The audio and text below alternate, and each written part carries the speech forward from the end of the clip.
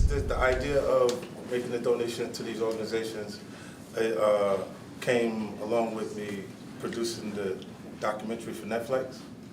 And I said I would donate proceeds to domestic violence and to sexual assault victims, and I keep my word, right? Amen. I didn't say where I would make the donations, and then I like Shreveport.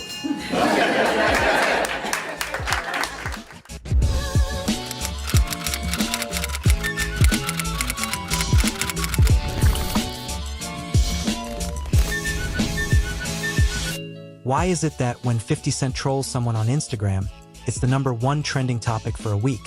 But when he drops $500,000 to change lives, the industry stays quiet.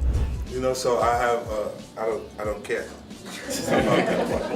You know, and I'll look and you'll see, like, I'll have minor specks or disputes that you'll see verbally. Those things will happen because those people were comfortable with things that were going on, or they accepted it. Wow.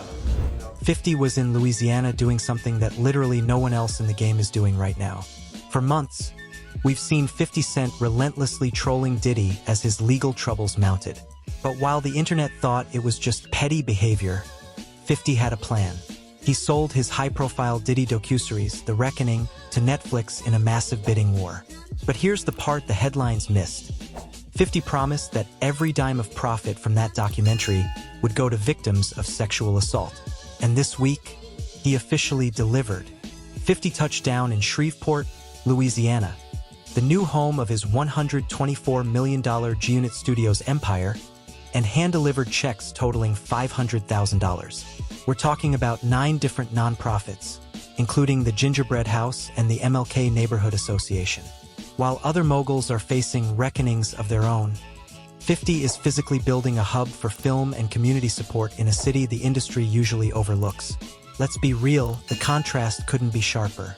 On one hand, you have the old industry model of performative luxury and secret lawsuits. On the other, you have 50 Cent, who uses his unfiltered persona to fund actual change. As Chris Brown said, 50 doesn't have time for the fake vibes.